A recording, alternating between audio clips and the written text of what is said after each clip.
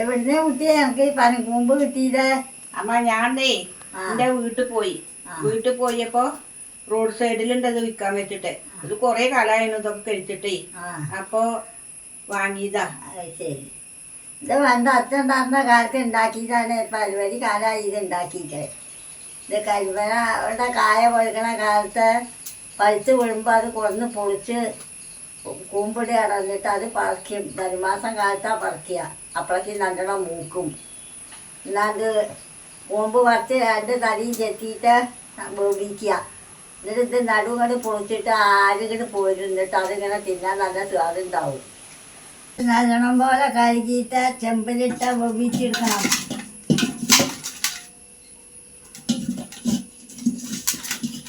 ഒരു വെള്ളം ഒഴിക്കുകയാണ്.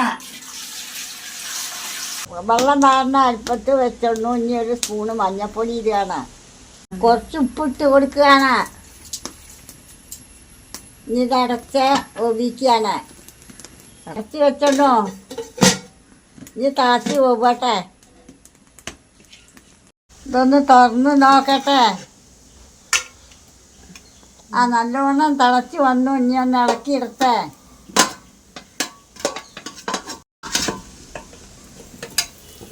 കൂമ്പൊക്കെ വെച്ചിട്ടിട്ടുണ്ടായിരുന്നിട്ട് വാങ്ങാണ്. വാങ്ങിക്കൊണ്ട് കുട്ടികളെ എന്നിട്ട് പൊളിക്കുകയാണ്. എന്നിട്ട് അങ്ങനെ പൊളിക്കണം. എന്നിട്ടിൻ്റെ നാട് കളയണം. അങ്ങനെ പൊട്ടിച്ച് ചീന്തിയത് കണ്ടോ അങ്ങനെ പോരുന്നില്ല നാടൊക്കെ. അങ്ങനെ നല്ല നാടിക്കൊണ്ടു ഇനി കുട്ടികൾക്കൊക്കെ എടുത്ത് കഴിക്കാം.